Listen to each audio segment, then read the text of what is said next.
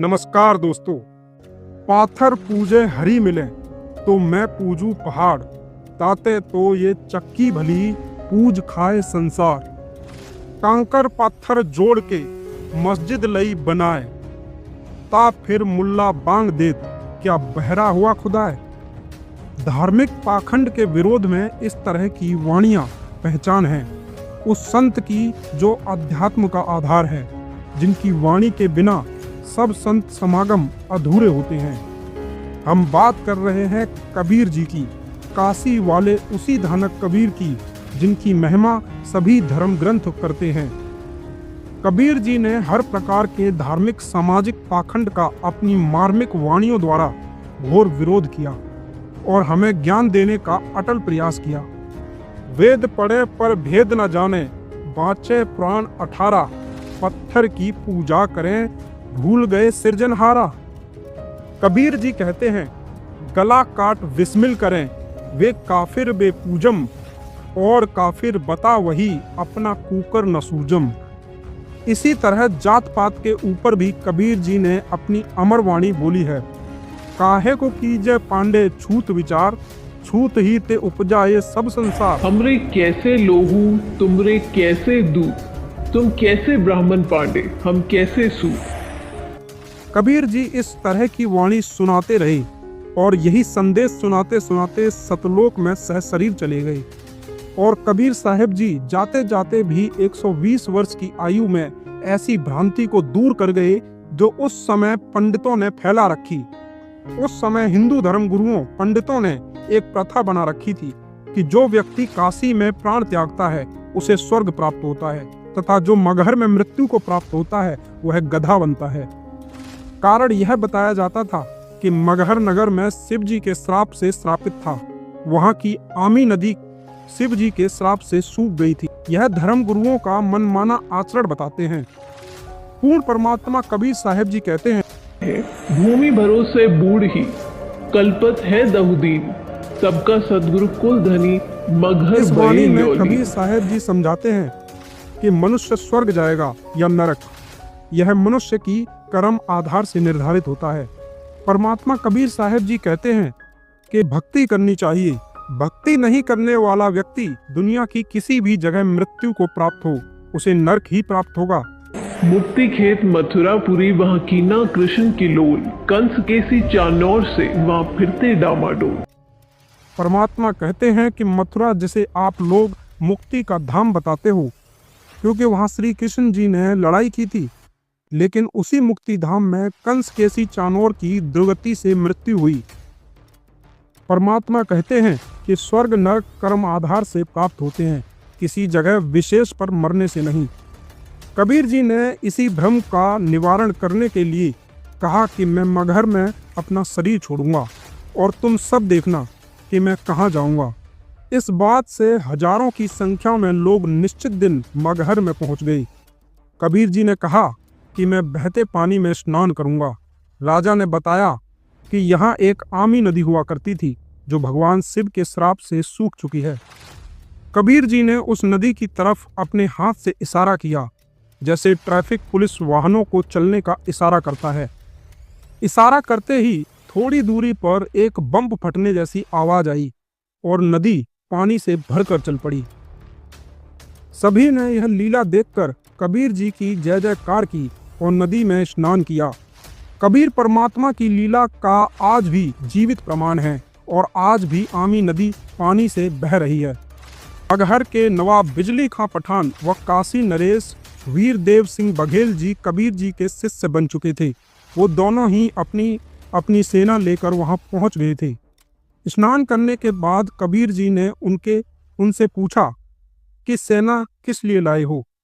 दोनों राजाओं ने गर्दन नीची कर ली।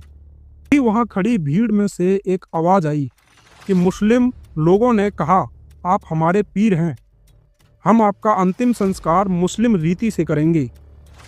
इन काफिर हिंदू के हाथ नहीं लगने देंगे।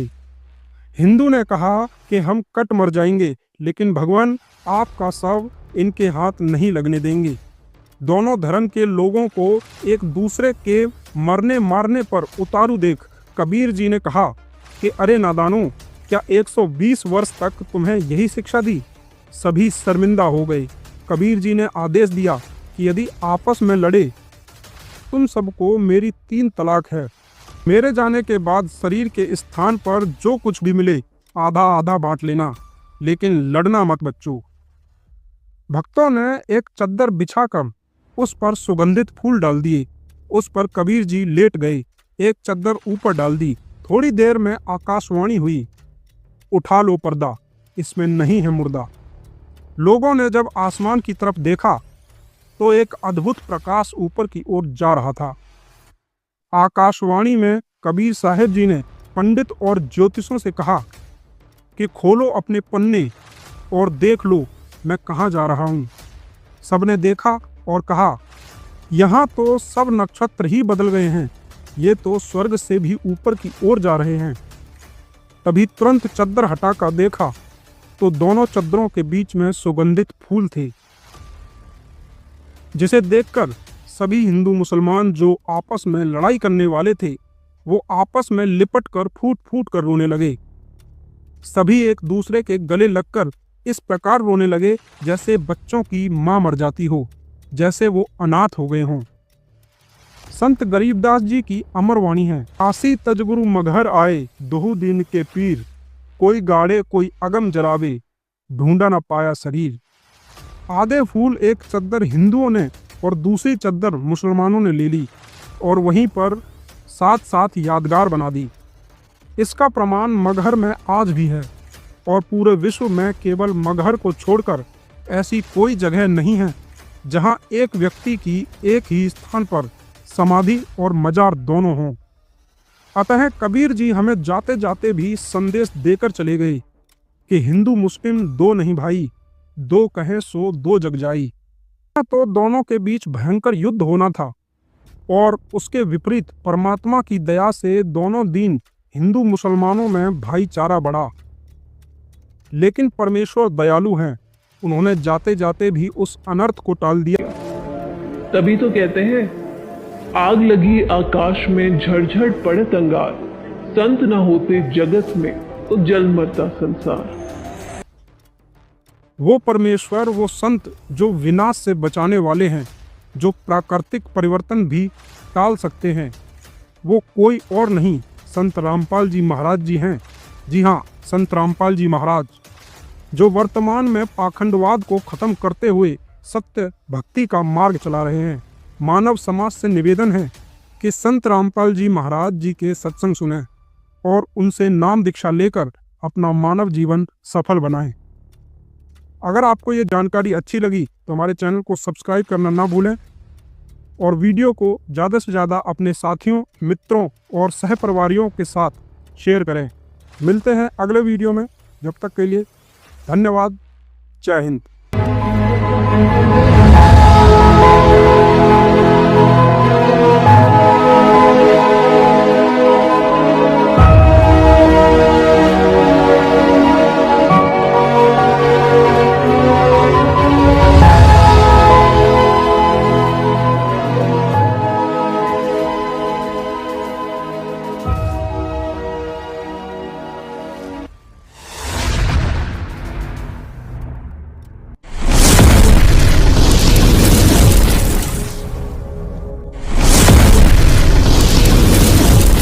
जैसे वो काशी के लोगों ने, उन पंडितों ने ये अफवाह फैला रखी थी कि जो मगहर मरता है, मगहर गोरखपुर से 25 किलोमीटर की दूरी पर एक कस्बा है और उस कस्बे का उस समय एक बिजली खान नाम का पठान नवाब था। वो भी कबीर परमेश्वर जी का शिष्य हो गया था। एक बार वहाँ अकाल गिर गया था मगर स्टेट में, मगर रियासत में, और सभी जंतर मंतर कर लिए थे। सभी सिद्ध पुरुषों ने हाथ खड़े कर लिए थे कि तुम्हारे संस्कार में 4 वर्ष वर्षा नहीं है, 4 वर्ष का अकाल गिरेगा ही गिरेगा। तब कबीर परमेश्वर जी के पास बिजली खां पठान स्वयं गए थे परमात्मा मगर में आए थे और आते ही वर्षा ने जबरदस्त वर्षा करवा दी थी, सब भर दिए थे तालाब तो लोग सब एक कम एक कर दिया था। उसके बाद उस मगर स्टेट, मगर रियासत के यानी मगर कस्बे के सभी व्यक्तियों ने परमेश्वर कबीर जी से उपदेश ले लिया था, हिंदू और मुसलमानों ने। उस मगर के अंदर आधे मुसलमान थे, आधे लगभग हिंदू थे, और सभी ने, क्योंकि मरता के नहीं करता, फिर ज्ञान समझ में आ गया। तो मगर रियासत का जो नवाब था वो बिजली खां पठान भी कबीर परमेश्वर जी का शिष्य था। उधर से काशी नरेश वीरदेव सिंह बघेल, वो भी कबीर परमेश्वर जी की भक्ति और ज्ञान और शक्ति से परिचित होकर के उपदेशी कबीर जी के शिष्य थे। तो कबीर परमेश्वर जी ने कहा कि भाई धरती का भरोसा नहीं रहना चाहिए, तुम कोई तो कहते हो मथुरा में मोक्ष होगा, नहीं। परमात्मा कहते हैं मुक्ति खेत मथुरा परी और किन्या कृष्ण कलोल और कंस के सी चाणोर सेवा फिरते डामाडोल। तुम्हारी बात बड़ी कर दें, तुम मथुरा को एक मुक्ति क्षेत्र मानते हो, मोक्ष क्षेत्र। अरे उसमें कृष्ण जी ने तो वहाँ नरी मौज मचाई, जैसे मठ गोपियों के साथ बकवाद करी, और उस मोक्ष तुम मानते हो मोक्ष स्थान ही है वो, तो उस मोक्ष स्थान पर कंस केसी और चाणूर जैसे का बक्कल उतरा, उन बकवाद प्राप्त हुई, उनका मोक्ष ना हुआ। तो कहने का भाव ये था कि भक्ति जो यथार्थ भक्ति है, उस भक्ति के करने से मोक्ष होगा और मर्यादा में रहते हैं। तो कबीर परमेश्वर ने उन ब्राह्मणों से कहा कि तुम मूर्ख बना रहे हो भोली जनता को, मैं मगर में शरीर छोड़ूंगा और मैं स्वर्ग से भी आगे सतलोक में जाऊंगा। अब इस बात ने ब्राह्मण मानने क्यों कर, क्योंकि सारी जनता में ढंडोरा पीट रखा कि वहां मरनिया तो गधा बनेगा, नरक जाएगा।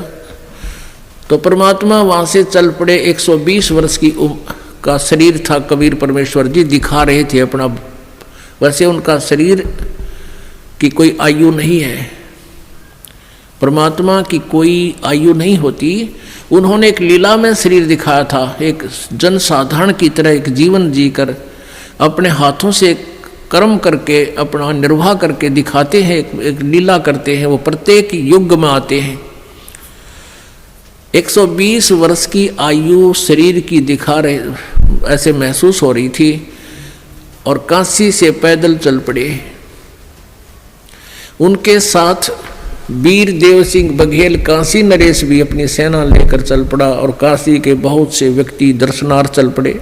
और काशी के वो विद्वान पंडित मंडलेश्वर भी अपने पोथी बही लेकर के चल पड़े, पत्रे वत्रे और ज्योतिष जातस सारी शोधन खातर वो भी चल पड़े। वीरदेव सिंह बघेल सेना इसलिए लेकर चला था कि मैं गुरुदेव जी के शरीर को यहाँ लाऊंगा जब ये शरीर छोड़ देंगे, और हिंदू रीति से इनका अंतिम संस्कार करेंगे। हम मुसलमानों के हाथ अपने गुरु जी के शव को नहीं जाने देंगे। अब बिजली खां पठान मुसलमान को जब ये पता चला कि गुरुदेव यहाँ आ रहे हैं, और काफी व्यक्ति भी दर्शनार्थ आ रहे हैं, और गुरुजी यहाँ पर अपना जीवन लीला अंत करेंगे, और वीरदेव सिंह काशी नरेश हिंदू के इरादे से भी परिचित हुए कि वो शरीर को लेकर जाएंगे। तो बिजली खां पठान ने भी अपने मुसलमानों से सलाह की। तो मुसलमानों ने कहा कि हम अपने गुरुदेव के, अपने पीर के शरीर को हिंदुओं को नहीं देंगे, हम मुसलमान रीति से अंतिम संस्कार करेंगे, और यदि ये नहीं मानेंगे तो आपस में युद्ध भी करके प्राप्त करेंगे। जब परमेश्वर कबीर जी वहां पहुंचे तीसरे दिन पैदल चल के, क्योंकि बनारस से काशी से मगहर लगभग 200 किलोमीटर के आसपास है। तो बिजली खां पठान से ने प्रणाम किया, कहा गुरुदेव। परमात्मा ने अपना कारण बताया वहां पहुंचने का, और कहा कि बिजली खां मैं स्नान करूंगा, पानी की व्यवस्था, जल की व्यवस्था करो। बिजली खां पठान ने कहा गुरुदेव जल ला रखा आपके लिए, शुद्ध जल स्नान के लिए। परमेश्वर ने कहा कि कबीर जी ने कहा कि मैं बहते पानी में दरिया में स्नान करूंगा। अब बिजली खां पठान ने कहा कि यहाँ एक दरिया बहती थी, आमी नदी, लेकिन वो भगवान शंकर ने श्राप दे रखा है, उसका पानी खत्म हो गया, वह सूखी पड़ी है। परमेश्वर जी ने कहा कि चलो दिखाओ मुझे कहाँ है वो आमी नदी। जहाँ परमेश्वर खड़े थे वहाँ थोड़ी सी दूरी पर, 2-3 एकड़ के दूरी पर, 600 फुट की दूरी पर वो दरिया सूखी पड़ी थी। परमात्मा ने वहाँ खड़ा होकर साथ में हजारों की संख्या में दर्शक, और परमेश्वर ने ऐसे किया था हाथ से संकेत, जैसे ये ट्रैफिक का सिपाही करा करे, ऐसे कर दिया। क्या देखते हैं कि थोड़ी सी दूरी पर एक बहुत बड़ा धमाका हुआ और एकदम पानी से भरकर नीचे से पानी इतना जोर से निकला और पूरी दरिया भरकर चल पड़ी। बोलो सतगुरुदेव।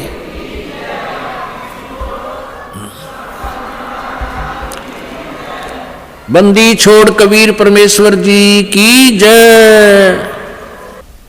सबने स्नान किया, जलपान किया, स्नान किया, जल पिया। फिर परमेश्वर जी ने कहा कि भाई 1-2 चद्दर लाओ, एक नीचे बिछाऊंगा, एक ऊपर ओढ़ कर लेटूंगा। फिर परमेश्वर ने पूछा कि भाई बिजली खां पठान तुम सेना किस लिए लाए हो, वीरदेव सिंह बघेल तुम सेना किस लिए लाए हो। दोनों ने नीचे गर्दन कर ली, सामने सामने खड़े थे।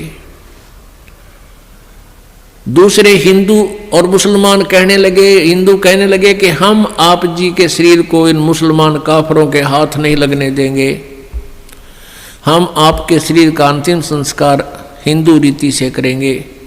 मुसलमान कहने लगे हम इन हिंदू काफरों के हाथ आपका शरीर नहीं लगने देंगे, हम आपके शरीर का अंतिम संस्कार अपने हिसाब से करेंगे, और यदि ऐसा नहीं हुआ तो हम युद्ध करके शरीर प्राप्त करेंगे।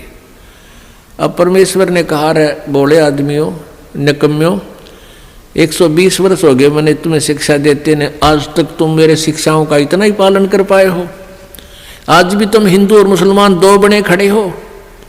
खबरदार जे तुमने झगड़ा किया तो मेरे से बुरा नहीं होगा।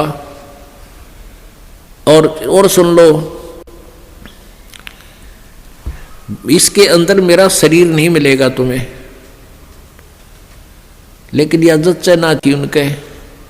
फिर भी अगर तुमने झगड़ा नहीं करना है, एक चदर तुम ले लेना, एक मुसलमान ले लेंगे, एक हिंदू ले लेंगे, और चदरों के बीच में जो भी वस्तु मिले आधी आधी बांट लेना। तुम लड़ियो ना भाई, ना तो विनाश हो जाएगा, गृह युद्ध शुरू हो जाएगा, आपसी जुल्म हो जाएगा, महाभारत से भयंकर युद्ध हो जाएगा। लेकिन उनके मन में न्यू थी कि एक बार गुरुजी शरीर छोड़ दे, फिर तुम आप देख लेंगे।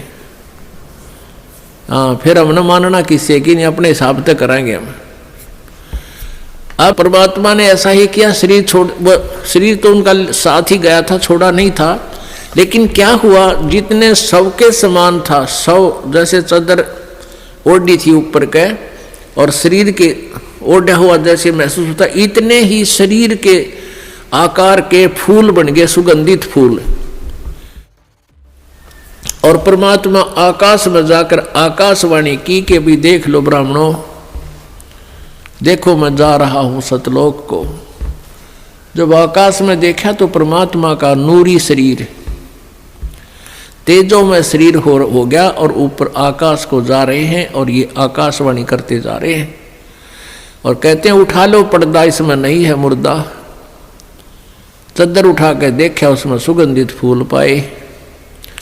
हिंदू और मुसलमान कहाँ तो कत्लेआम करने को तैयार थे एक दूसरे के। बिजली खां पठान और वीरदेव सिंह बघेल हिंदू राजा आपस में एक दूसरे की ऐसे प्यार से शरीर के ऐसे एक दूसरे से चिपक गए, सीने से सीने का लगाया। आपस में सब हिंदू मुसलमान एक दूसरे से सीने से लगकर ऐसे रो रहे हैं जैसे छोटे छोटे बच्चों की माँ मर जाती है, पिता मर जाता है। और रो रहे हैं और कह रहे हैं हम कति मूर्ख थे, हमने पहचाना नहीं, वो अल्लाह थे, खुदा थे, वो परमात्मा आए हुए थे। पुण्यात्माओं, हमने परमेश्वर को पहचाना नहीं, इतनी लीलाएं प्रभु करके गए। आज भी मगर स्थान पर हिंदुओं ने अपनी अलग से यादगार बना रखी है, एक चद्दर और आधे वो सुगंधित फूल लेकर, और मुसलमानों ने अपनी अलग बना रखी है, एक चद्दर और आधे फूल लेकर। आज भी ये दास उसको, आज भी विद्वान है ये दास, बहुत बार उसको देख कर आया है, और हमने वो फोटो खींच कर लाए थे उनके, दोनों अलग अलग बने हुए हैं। 3 बार ये दास भी संगत को साथ ले जाकर दिखा कर लाए, प्रमाण करने के लिए कि हम सुना करते हैं वो सच्चाई है।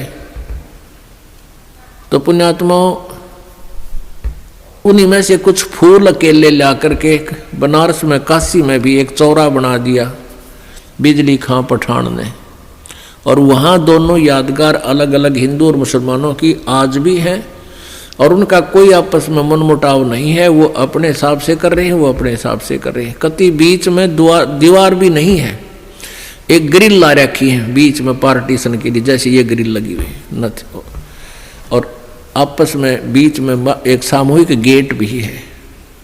दर्शक जाते हैं, दोनों को देख कर आते हैं।